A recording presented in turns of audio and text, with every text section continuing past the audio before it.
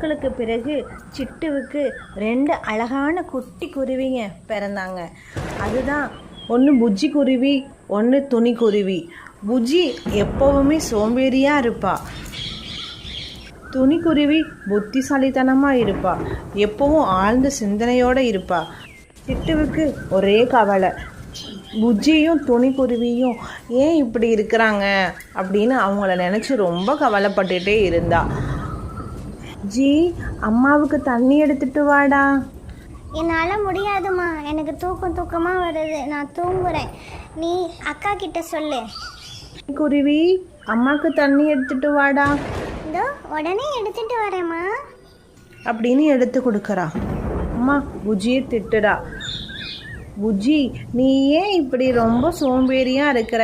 அக்கா பாத்தியா எப்படி சுறுசுறுப்பாக இருக்கிறா? அட போமா, நீ எப்போ பார்த்தாலும் ஏதாவது என்னை சொல்லிக்கிட்டே இருக்கிற.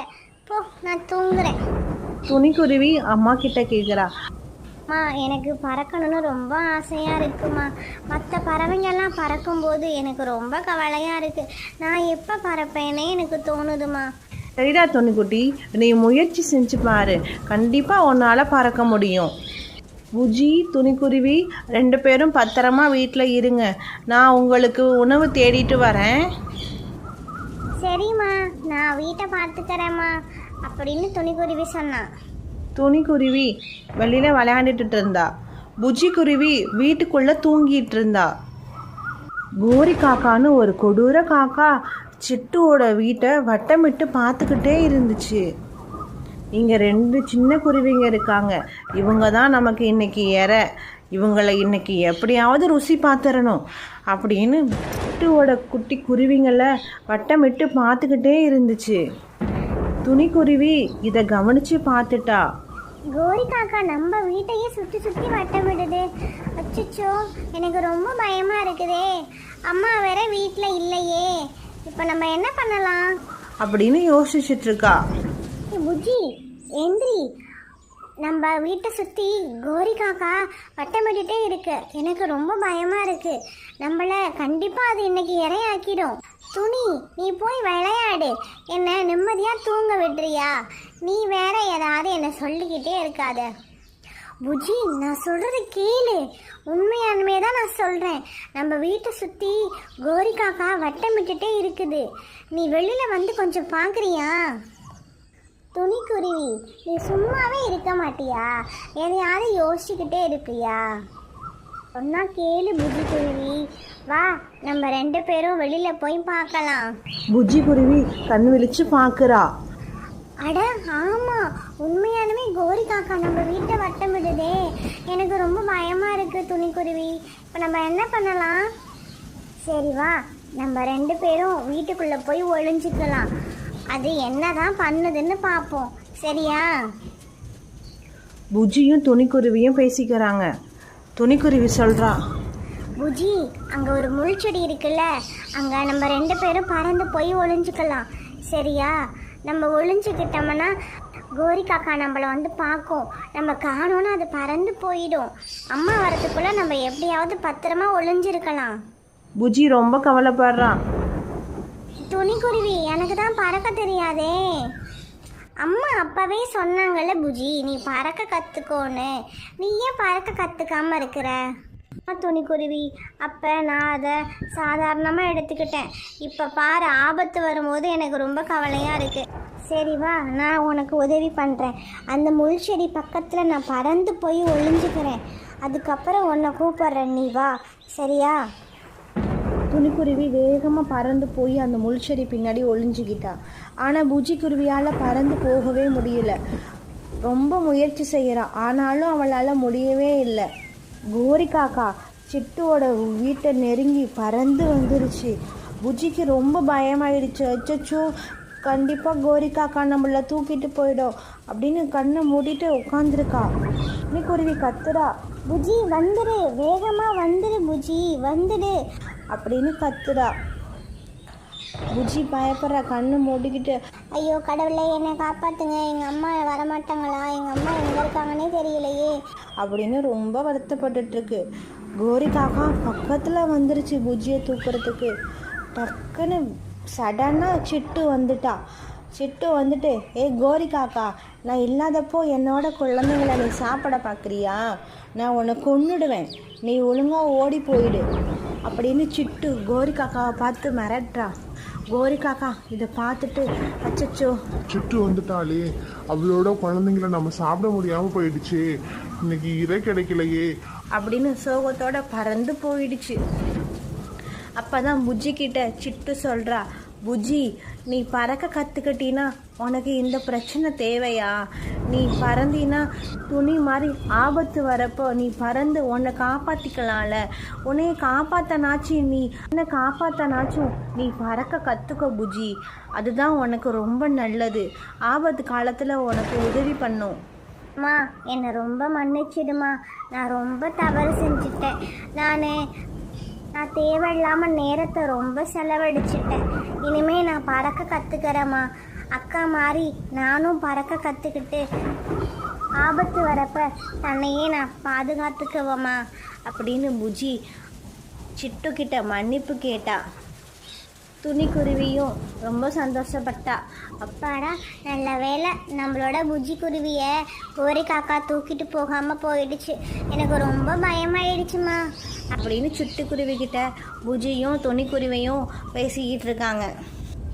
குழந்தைங்களா, நீங்கள் 2 பேரும் பாதுகாப்பாக இருக்கணும். நான் இல்லைனாலும் நீங்கள் ரொம்ப தைரியமாக இருக்கணும், புத்திசாலித்தனமாக நடந்துக்கணும். அப்போ தான் மற்ற பறவைங்கள்கிட்டருந்து நம்மளை காப்பாற்றிக்க முடியும். அம்மா நீ சொன்னது சரிதான். நாங்கள் 2 பேரும் இனிமே திறமையாக இருப்போம், புத்திசாலித்தனமாக இருப்போம்மா. புஜ்ஜி துணி, நீங்கள் 2 பேரும் இப்போ கொஞ்சம் வளர ஆரம்பிச்சிட்டிங்க. உங்களை நான் பள்ளிக்கூடம் சேர்க்கலான் இருக்கேன், உங்களுக்கு ஓகேவான்னு சொல்லுங்கள். அம்மா இன்னும் கொஞ்ச நாள் நான் உங்கள் கூடயே வீட்டில் விளையாடுறேம்மா, எனக்கு பள்ளிக்கூடம்லாம் வேண்டாம்மா. அப்படியெல்லாம் சொல்லக்கூடாது புஜ்ஜி, நீங்கள் பள்ளிக்கூடம் போனால் தான் நல்லா புத்திசாலித்தனமாக இருப்பீங்க, திறமையாக இருப்பீங்க. இன்னும் 1 வாரம் போகட்டும், உங்களை கண்டிப்பாக நான் பக்கத்தில் இருக்க பால்வாடி ஸ்கூலில் கண்டிப்பாக நான் உங்களை சேர்த்து விடுவேன். சரிங்கம்மா. அம்மா உணவு தேட போனீங்களே, எங்களுக்கு எங்கே உணவு? புஜ்ஜி சாப்பிட்ற விஷயத்தில் கரெக்டாக இரு, சரியா? அம்மா திடீர்னு இடி இடிக்குது, என்னாச்சு? மழை வேற வர மாதிரி இருக்கே, எங்களுக்கு ரொம்ப பயமாக இருக்குமா, ஏதாவது பண்ணுங்க.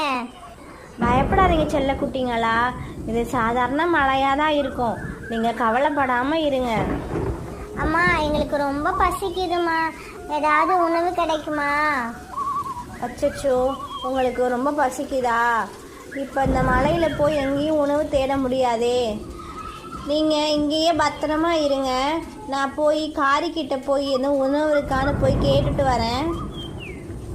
சிட்டு காரி வீட்டுக்கு போகிறா, தன்னோட குழந்தைங்களுக்கு உணவு தேடி காரியை பார்க்க போகிறா. காரி கதவை தர, நான் தான் சிட்டு வந்திருக்கேன். காரியும் புசியும் நிறைய பழங்கள் சேர்த்து வச்சுருக்காங்க, ஆனால் அதை சிட்டுக்கு தரக்கூடாதுன்னு நினைக்கிறாங்க.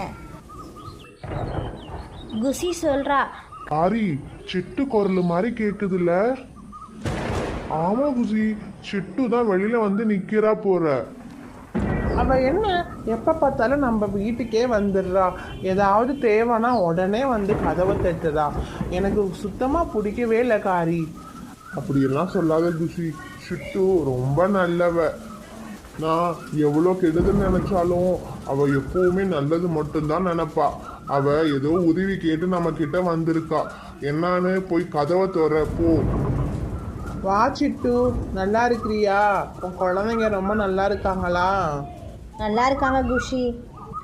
ரொம்ப இடி இடிக்குது, மழை ரொம்ப அதிகமாக பெய்யுதா, என்னால் போய் உணவு தேட முடியல, என்னோட குழந்தைங்களுக்கு ரொம்ப பசிக்குதான், அதான் உங்ககிட்ட ஏதாவது உணவு இருக்கான்னு கேட்க வந்தேன்.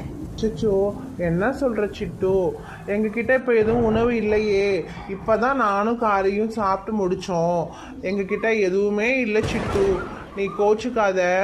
என்ன சொல்கிற காரி, நீ தான் நிறைய உணவு சேகரித்து வச்சிருப்பியே, அதனால தான் நான் உங்களை தேடி வந்தேன். நீங்களே இப்படி சொன்னால் நான் எங்கே போவேன்? நான் உண்மையை தான் சொல்கிறேன் சிட்டு. எங்ககிட்ட உணவு எதுவுமே இல்லை, நாங்கள் சாப்பிட்டுட்டோம். நீ போ. சரி காரி, நான் போயிட்டு வரேன். சிட்டு ரொம்ப சோகமாக பறந்து போகிறா. மழை வேற ரொம்ப பெய்யுது. சிட்டு ரொம்ப கவலைப்பட்டுக்கிட்டே போகிறா. அச்சச்சோ, ரொம்ப மழை பெய்யுதே, நம்ம முன்னாடியே உணவெல்லாம் சேகரித்து வச்சுருக்கணும். என்னோட குழந்தைங்க உணவு இல்லாமல் ரொம்ப கஷ்டப்படுறாங்க. எனக்கு என்ன பண்ணுறதுனே தெரியல. நான் கூட பட்னியாக இருந்துருவேன், ஆனால் என் குழந்தைங்க பசி தாங்கவே மாட்டாங்க அப்படின்னு ரொம்ப வருத்தப்பட்டுட்டு பறந்து போகிறா. அப்போ அவரோட முள் புதரில் ஒரு வயசான பறவை முள்ளில் மாட்டிக்கிட்டு தவிக்குது. அதை சிட்டு பார்த்துட்டு அந்த பறவைக்கு போய் உதவி பண்ணுறா. அச்சச்சோ, என்னாச்சு? ஏன் இந்த பறவை இப்படி மாட்டிக்கிட்டு இருக்கு? எப்படி ஆச்சுன்னே தெரியலையே. சரி, நம்ம போய் உதவி பண்ணுவோம். அக்கா, என்னாச்சுக்கா? நானே இந்த வழியா பறந்து வந்தனா, அதிகமா மழை பெஞ்சு காத்தடிக்கவும் என்னால பறக்கவே முடியல. பறக்க முடியாம நான் இந்த முள்ளுல மாட்டிக்கிட்டேன். சரி, நான் உங்களுக்கு உதவி பண்ணுறேன் அக்கா, நீங்கள் கவலைப்படாதீங்க. ரொம்ப நன்றி சிட்டு. இந்த உதவிய நான் எப்பவுமே மறக்கவே மாட்டேன். உன்னாலதான் நான் இப்போ உயிர் பிழைச்சு நிக்கிறேன். நன்றியெல்லாம் வேணாங்க்கா, பரவாயில்லை. நீங்கள் பார்த்து பத்திரமா வீட்டுக்கு போங்க. நானும் என்னோட குழந்தைங்கள பார்க்க வீட்டுக்கு போகிறேன். என்னாச்சு, நீ எங்க போயிட்டு வர? ஏன் சோகமா இருக்க? நான் என்னோட குழந்தைங்களுக்கு உணவு தேடி என்னோட ஃப்ரெண்டை பார்க்க போனேன்னா அவங்கக்கிட்ட உணவு இல்லைன்னு சொல்லிட்டாங்க. அதான் எனக்கு ரொம்ப கவலையாயிடுச்சு. அதான் என்னோட குழந்தைங்கள நான் பார்க்க போகிறேன். சரி சிட்டு, கவலைப்படாத. இன்னும் ஒரு வாரத்துக்கு புயல் மழை இருக்குன்னு சொல்லியிருக்காங்க. வா, என்கிட்ட நிறைய உணவு இருக்கு. நிறைய நான் சேகரிச்சு வச்சிருக்கேன். உனக்கு நான் கொஞ்சம் தரேன்.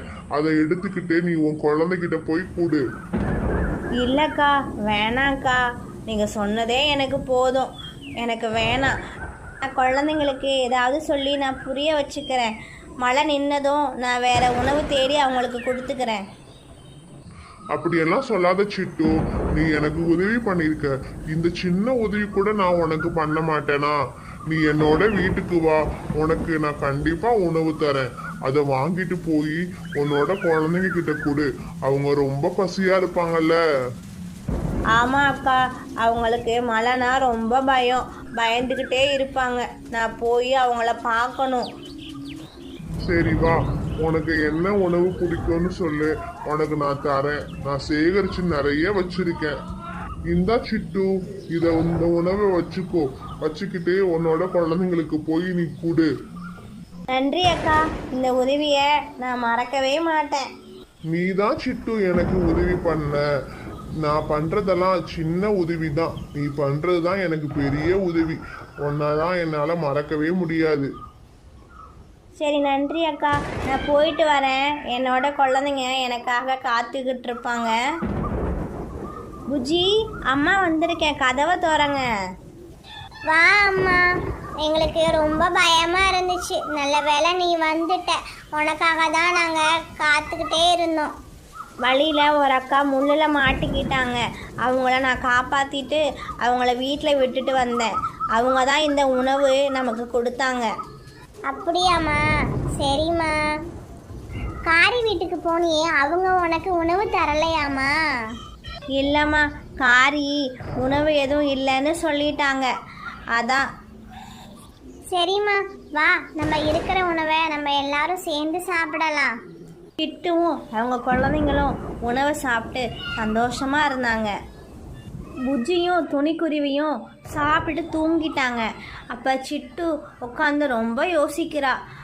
சிட்டு யோசிச்சுட்டு இருக்கா, நம்ம மழை இடி பெஞ்சாலே உணவு இல்லாமல் ரொம்ப கஷ்டப்படுறோம். இனிமேல் நம்ம முன்னாடியே முன்னெச்சரிக்கையாக உணவெல்லாம் சேகரித்து வச்சுக்கணும். காரிக்கிட்ட உணவு கேட்டு போய் ரொம்ப அசிங்கப்பட்டுட்டோம் அப்படின்னு ரொம்ப வருத்தப்பட்டு யோசிச்சுட்ருக்கா. அடுத்த நாள் காலை விடிஞ்சதும் சிட்டு வேகமாக பறந்து போய் நிறைய உணவு சேகரித்து வீட்டில் வச்சுக்கிட்டா. சிட்டுவை தேடி காரி வருது. சிட்டு, சிட்டு, எனக்கு ஒரு உதவி பண்ணணும். அதான் நான் உன்னை தேடி வந்திருக்கேன். சொல்லு காரி, உனக்கு என்ன உதவி வேணும்? சிட்டு, என்னோட குழந்தைக்கு பசிக்குதான், அதான் உணவு தேடி வந்திருக்கேன். உங்ககிட்ட ஏதாவது இருந்தா தரியா? தரேன் காரி. உனக்கு இல்லாத உணவா? இந்தா, இந்த உணவை கொண்டு போய் உன்னோட குழந்தைக்கு போய் கொடு. ரொம்ப நன்றி சிட்டு, இந்த உதவியை நான் மறக்கவே மாட்டேன். அப்படியெல்லாம் சொல்லாத காரி. நீயும் நானும் ரொம்ப வருஷமாக ஃப்ரெண்டாக இருக்கிறோம். அதனால் நீ எதுவும் கவலைப்படாத. உனக்கு என்ன உதவினாலும் நான் செய்வேன். காரி வேகமாக உணவு வாங்கிட்டு வீட்டுக்கு கொண்டு போய் குசிக்கிட்ட கொடுக்குறா. குசி, பாத்தியா, சிட்டு நம்ம கிட்ட உணவு இல்லைன்னு சொன்னதும் உடனே உணவு கொடுத்துட்டா. அவ ரொம்ப நல்லவ குசி. ஆமாம் காரி, நான் தான் அன்னைக்கு ரொம்ப தப்பு பண்ணிட்டேன். நம்மக்கிட்ட உணவு இருந்தும் நான் தராமல் போயிட்டேன். ஆனால் சிட்டு அப்படி இல்லை, ரொம்ப நல்லவளாக இருக்கா. காரியும் குசியும் தான் பண்ண தப்பை உணர்ந்துட்டு இனிமே அந்த மாதிரி பண்ணக்கூடாது அப்படின்னு முடிவு பண்ணுறாங்க. சிட்டு மனசுக்கு அவளோட குழந்தைங்களோட சந்தோஷமாக வாழ்கிறா.